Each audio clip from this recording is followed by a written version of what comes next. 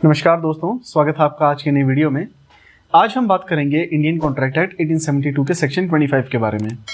जैसा कि आपने मेरी पिछली वीडियो जो देखी होगी कॉन्ट्रैक्ट एक्ट के बारे में, जिसमें कि मैंने आपसे डिस्कस किया था कि कंसिडरेशन के लिए 2D जो सेक्शन है, उसके साथ मैंने आपको लिख के दिया था कि सेक्शन 25 हमारे लिए पढ़ना ज़रूरी है, क्योंकि जो सेक्शन 25 है वो हमारी क्लियरली बात करता है कंसिडरेशन से। देखिए, जब हम आज सेक्शन 25 की बात करेंगे तो इसमें मैं आपको ये कॉन्सेप्ट क्लियर करूंगा कि जो कंसिडरेशन है वो क्यों इंपॉर्टेंट है, और कंसिडरेशन कब ना हो तो वो फिर भी एक एग्रीमेंट बन जाता है, कॉन्ट्रैक्ट बन जाता है। इसको समझने के लिए सेक्शन 25 के अंदर 3 पॉइंट दिए गए हैं। पहले तो बेसिक एस्पेक्ट यहाँ पर ये आता है सेक्शन 25 में, अगर हम इसकी डायरेक्ट रीडिंग लें कि an agreement made without consideration is void. एक बेसिक कॉन्सेप्ट है ये। कहने का मतलब कि जब भी कोई दो पार्टीज कॉन्ट्रैक्ट करती हैं, एक एग्रीमेंट करती हैं, तो उसके अंदर दोनों पार्टीज की तरफ से कंसिडरेशन होना चाहिए। एक एग्जांपल से अगर मैं आपको इस बात को समझाऊं कि मान लीजिए दो फ्रेंड्स हैं। एक फ्रेंड बोलता है कि तुम मुझे ये अपनी घड़ी भेज दो 5,000 रुपये में, तो वो उसको 5,000 रुपये देता है और दूसरा आदमी उसको घड़ी नहीं देता, तो वो क्या हुआ, एक वैलिड एग्रीमेंट नहीं बना, क्योंकि उसने अपनी तरफ से कंसिडरेशन नहीं दी। क्या थी उसकी तरफ से कंसिडरेशन देना? घड़ी उसकी तरफ से कंसिडरेशन है। तो दोनों पार्टीज की तरफ से कुछ ना कुछ कंसिडरेशन हमेशा ही होगी, ये आप याद रखिएगा जब भी एक वैलिड एग्रीमेंट होगा। लेकिन एक वैलिड एग्रीमेंट तब भी बन जाता है जब उसके अंदर एक दूसरी पार्टी की तरफ से कंसिडरेशन ना हो। वो कैसे? जब वो एक लव एंड अफेक्शन के अंदर हो, दूसरा जब वो एक कंपनसेशन के तौर पे हो, तीसरा जब वो टाइम बाद डेथ हो गया हो। आपको ये अभी कॉन्सेप्ट क्लियर नहीं हो रहा है, समझ पा रहा हूँ, कोई बात नहीं, लेकिन मैं आपको एक एक वर्ड जो है इसका समझाऊंगा, आपको सारा कॉन्सेप्ट ये क्लियर कर दूंगा। तो चलिए, सबसे पहले हम पॉइंट पढ़ते हैं इसका सेक्शन 25 क्लॉज 1 का। It is expressed in writing and registered under the law for the time being in force for the registration of document and is made on account of natural love and affection between parties standing in near relation to each other. कहने का मतलब क्या है कि section 25 clause 1 हमारा इस बात से बात करता है कि जहां एक नेचुरल लव एंड अफेक्शन के बारे में बात हो, तो इसके अंदर हमारे पास 4 इंपॉर्टेंट पॉइंट्स हैं जो सेक्शन 25 क्लॉज 1 के होने के लिए जरूरी हैं। क्या है? राइटिंग में होगा वो, एक रजिस्टर्ड होगा, on account of love and affection होना चाहिए, और वो पार्टी जो है मेयरली रिलेटेड होनी चाहिए। जब ये चारों के चारों इंग्रेडिएंट्स एक साथ मिल जाएंगे तो वो सेक्शन 25 क्लॉज 1 के अंदर विदाउट कंसिडरेशन भी वो एक वैलिड कॉन्ट्रैक्ट या एग्रीमेंट बन जाएगा। लेकिन एक एग्जांपल से लेकर चलते हैं कि एक मदर है और एक सन है। मदर क्या करती है? एक सन को प्रॉपर्टी ट्रांसफर करती है एक लव एंड अफेक्शन के अंदर। तो सन जो है अपनी मदर को कुछ नहीं देता क्योंकि वो लव एंड अफेक्शन के अंदर है। तो इसके अंदर क्या हुआ? एक राइटिंग में हुआ, वो प्रॉपर्टी ट्रांसफर हुई, राइटिंग में थी, रजिस्टर्ड हुई वो कि वो उसने ट्रांसफर की है उसको लव एंड अफेक्शन में, और नेचुरल लव एंड अफेक्शन था उसके अंदर, बिल्कुल था, और वो मेयरली रिलेटेड पार्टीज हैं। मेयरली रिलेटेड पार्टीज हैं, वो आपस में जुड़ी हुई हैं। कैसे? माँ बेटे हैं, ठीक है, आपस में जुड़े हैं। लेकिन अब इसके अंदर हम एक ट्विस्ट डालते हैं, एक इसमें चेंज कर देते हैं। वो क्या कि हम ऐसा लेकर चलते हैं कि माँ बेटे में आपस में बनती नहीं, जोर जबरदस्ती से उसने प्रॉपर्टी ट्रांसफर करवा ली। तो वहां वो जो तीसरा इंग्रेडिएंट्स हैं उसके अंदर कंप्लाई नहीं हो रहा। कौन सा? लव एंड अफेक्शन का। तो जहां वो लव एंड अफेक्शन से नहीं हुआ तो वो एक वैलिड एग्रीमेंट कॉन्ट्रैक्ट या नहीं बनेगा, तो वो सेक्शन 25 क्लॉज 1 के इंग्रेडिएंट के अंदर फॉल नहीं करेगा।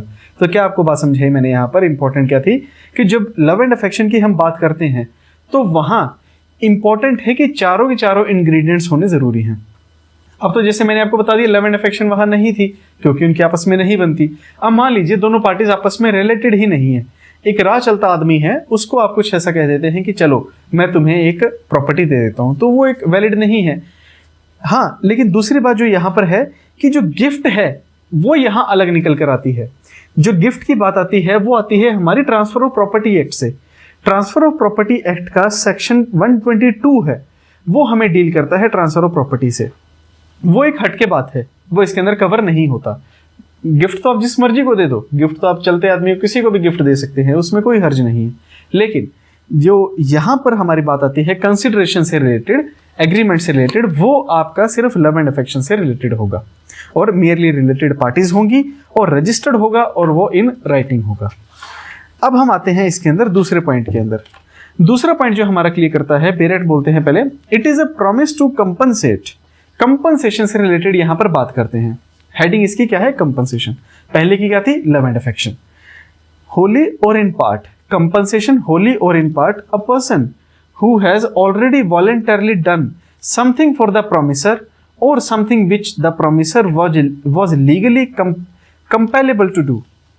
कहने का मतलब यहाँ क्या है कि मान लीजिए एक इसको एग्जांपल से समझते हैं कि एक इंसान अमेरिका रहता है, तो उसका जो घर है इंडिया में, एक उसके पड़ोसी ने देखा कि उसके घर में आग लग गई, तो उसने उसके घर को बचा लिया, आग बुझा दी, घर बच गया।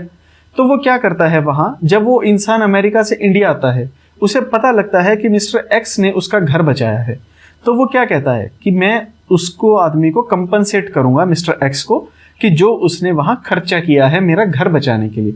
फायर ब्रिगेड बुलाई, फायर ब्रिगेड का खर्चा किया, उसने खुद से कोई एफर्ट्स लगाए हैं, उसका खर्चा, चाहे वो होली और इन पार्ट, अगर वो ऐसा कुछ करता है तो वहां वो एक वैलिड एग्रीमेंट बन जाएगा, बेशक उसकी साइड से कोई भी एक रिटर्न में क्या बोलते हैं कंसिडरेशन ना आ रही हो। देखिए उसने तो अपना एक्ट पहले कर दिया, जिसने वो पर्सन ने बचाया, उसने कोई इस वजह से एक्ट नहीं किया था, इस मोटिव से वो आगे काम नहीं किया था कि वो जो पर्सन अमेरिका से आएगा मुझे उससे पैसा लेना है, ये उसका मोटिव नहीं था। ये तो बाद में उसका एक एग्रीमेंट बन गया। तो वहां क्या हुआ कि उसने उसको प्रॉमिस दिया कि हाँ सर आपने मेरा घर बचा लिया, थैंक यू सो मच, आपका जो 1 लाख रुपए का खर्चा हुआ है या 10,000 रुपए का, 20,000, जो भी XYZ जो भी अमाउंट है, तो मैं ये आपको कंप्लीटली आपको पे करता हूं। तो वो क्या हुआ, एक वैलिड एग्रीमेंट बन जाएगा, क्योंकि उसने पहले ही उसका अपना एक्ट कंप्लीट कर दिया। तो वहां वो एक कंसिडरेशन दूसरी पार्टी की ना होकर भी एक वैलिड एग्रीमेंट बन जाएगा। ये हुआ हमारा दूसरा पॉइंट क्लियर। अब हम आते हैं तीसरे पे। तीसरा जो हमारा पॉइंट है वो हमें बात करता है टाइम बार डेट की। टाइम बार डेट का मतलब क्या है, लिमिटेशन पीरियड से, मतलब एक केस डालने की एक बाउंड्री होती है। कहने का मतलब एक लिमिटेशन एक्ट अगर आपने पढ़ा हो तो उसमें भी ये क्लियरली बताया गया है कि एक केस डालने की, एक सूट डालने के लिए एक लिमिटेशन होती है। तो ऐसा ही यहां पर बात करते हैं सेक्शन 25 में। सेक्शन 25 क्लॉज 3 का पॉइंट यहां पर क्या करता है कि अगर आपका टाइम बार डेट है, अगर आपने मान लीजिए किसी पर्सन को पैसा दिया और उसने आपको कंपनसेट नहीं किया, ठीक है, तो आपका उसने 3 साल तक उसको कंपनसेट नहीं किया, तो उसने क्या हुआ, टाइम बार डेट लग गया उस पर। तो टाइम बार डेट यहां पर कितना है, 3 साल का होता है कॉन्ट्रैक्ट के अंदर, एग्रीमेंट के अंदर। अगर 3 साल तक अपोजिट पार्टी ने ये कह दिया कि 3 साल तक उसने आपको कोई कंपनसेट नहीं किया, अपनी साइड से कोई दूसरी साइड से कंसिडरेशन नहीं आई, तो वो एक टाइम बार डेट बन जाएगा। कहने का मतलब कि उसकी साइड से बेशक उसका राइट है कि लेने का कंसिडरेशन का, लेकिन वो टाइम बार डेट बन चुका है, इसलिए वो वहां से वो रिकवरी नहीं करवा सकता। लेकिन अगर मान लीजिए कि अगर ऐसा होता है कि उसने रिटर्न में दोबारा लिख कर दे दिया कि हाँ मुझे आपको ये पैसा देना है, और मैं ये आज आपको लिख कर देता हूं कि मैंने आपको ये पैसा देना है, आपकी साइड से मेरी साइड से ये पैसा बकाया है, तो वहां से उसकी लिमिटेशन दोबारा शुरू हो जाती है। तो यहां से हमारा सेक्शन 3 बहुत ही क्लियर बात करता है कि जहां एक प्रॉमिस है वो राइटिंग में होगा, it is a promise made in writing and signed by the person to be charged therewith और बाय हिज एजेंट जनरली और specially authorized in that behalf to pay wholly or in part a debt of which the creditor might have enforced payment but for the law of the limitation suits। इसमें यही बात clear करते हैं कि limitation अगर वहां पर है तो मान लीजिए उसकी लिमिटेशन के बाद भी, मान लीजिए एक एग्जांपल से समझाता हूं, ए ने बी के साथ एग्रीमेंट किया कि मैं तुम्हें 5,000 रुपए देता हूं, तुम मुझे घड़ी दे दो। वो घड़ी उसको नहीं देता और जिसने वो घड़ी लेनी है वो 3 साल तक चुप बैठा रहता है, वो कुछ नहीं कहता, तो वो उस पर टाइम बार डेट लग गया। बेशक उसने घड़ी लेनी थी, अब वो सूट नहीं डाल सकता। लेकिन मान लीजिए अब जो बी पार्टी है वो उसको कहती है, रिटर्न में लिख कर देती है कि हाँ मुझे तुम्हें घड़ी देनी है, ये घड़ी बकाया है, तो हाँ वहां से उसका वो टाइम बार डेट दोबारा शुरू हो जाएगा, लिमिटेशन दोबारा शुरू हो जाएगी। चाहे वो लिख कर दे, चाहे वो उसका ऑथराइज एजेंट लिख कर दे, चाहे वो कंप्लीटली उसको पूरा लिख कर दे, चाहे आधा अधूरा लिख कर दे, जितना भी लिख कर देगा उतना ही उसका कंप्लाई हो जाएगा। यहां से हमारा 25 का 3 बात करता है। तो यहां से उम्मीद करता हूं कि आपको ये बात समझ आ गई होगी, जब एग्रीमेंट दूसरी पार्टी की साइड से कंसिडरेशन ना आकर भी वैलिड कब बन जाएगा। अगर वीडियो आपको फ्रेंड्स पसंद आई हो तो इसको लाइक जरूर कर दीजिएगा, नए हैं तो चैनल को सब्सक्राइब जरूर कर लीजिएगा, और अगर आपकी कोई भी क्वेरी हो कमेंट सेक्शन में आप मुझसे फ्रीली पूछ सकते हैं। Thank you so much, bye bye, take care.